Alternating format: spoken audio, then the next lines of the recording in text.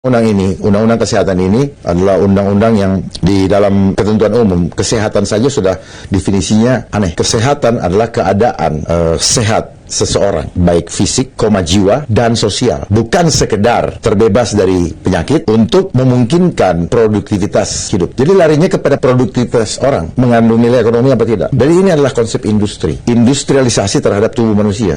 Itu di pasal 1 sebagai ketentuan umum. Pasal 4-nya hak-hak kita, pasal 5 kewajiban. Tapi dianulir lagi. Di pasal 60 masalah aborsi. Aborsi dilarang kecuali gitu. Kecuali korban perkosaan. Betul ya? Salah satunya. Kecuali keputusan tim medis. Itu kan bias sekali, Mas. Bisa dilakukan apa saja. Pasal 42 mengenai kewajiban menerima ASI eksklusif. Itu nanti disediakan oleh negara. Isinya apa? Ya nggak usah tanya. Belum lagi gizi ditentukan oleh mereka.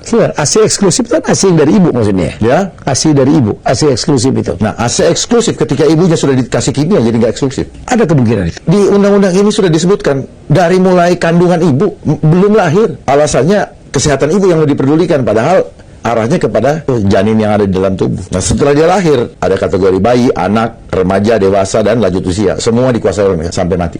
Dan ada namanya metode paliatif, ya kan? Metode kesehatan dengan apa? Promotif, preventif, rehabilitatif, kuratif, rehabilitatif, dan atau paliatif. Paliatif ini yang paling ngeri. Apa itu paliatif? Seseorang yang tidak lagi dapat disembuhkan secara medis, yang mengancam jiwanya, maka akan harus dipastikan kualitas hidupnya supaya dia nyaman menghadapi kematian. Apa itu kira-kira? Suntik baal rasa, mati rasa, dan akhirnya suntik mati fisik. Artinya dia sudah tidak lagi menganggap bahwa ada Tuhan di dalam hidup kita, bahwa ada mujizat. Segala hidup kita, hidup mati kita bukan ditentukan oleh Tuhan, oleh undang-undang ini. Ngeri, Pak.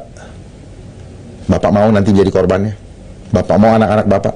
Ini ada kaitannya dengan Sustainable Development Goals. Catat omongan saya. Ya, mereka itu mau ngontrol step by step. Makanya terstruktur, sistematis, dan masif. Makanya permainan mereka untuk masif, mainkan media.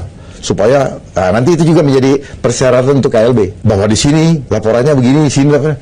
Yang bikin yang panitia-panitia juga. Kalau nggak ada duitnya nggak akan kerja mereka. Iris kuping saya. Semua based on anggaran. Saya titip, perjuangkan ini, Mas. Kalau Mas betul cinta bangsa, karena ini menyangkut hak asasi, kehilangan hak asasi, Mas. Mas tadi pernah bilang kan, anehnya undang-undang untuk pembuktian terbalik mereka tolak. Hukuman mati untuk koruptor ditolak kan? Dengan alasan apa? Dengan alasan apa? HAM ya. HAM. Ya. Ini tidak, ini sama sekali HAM nggak ada. Ayo kita diskusikan. Ini nggak ada HAM. HAM tidak ada. Tidak bisa menolak. HAM-nya di mana? Kan lucu. Giliran koruptor hukum mati mereka tidak mau, giliran ini mungkin mereka nggak baca. Ini endorse, Pak. Saya cuma terpanggil masalah moral, Pak. Ya. Nggak ada lain, Pak. Nggak, maksudnya secara hukum ada nggak ruangan untuk membahas ini kembali?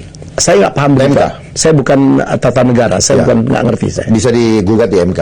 Di MK? Ya, Judicial Review. Judicial Review. Pertanyaannya, yang mengambil keputusan itu manusia yang cinta Allah atau cinta akan jabatannya, itu aja. Kalau dia cinta Allah, pasti dengan gagah berani dia review ini. Tapi kalau dia cinta akan jabatan, tahta, harta, maka pasti ditolak.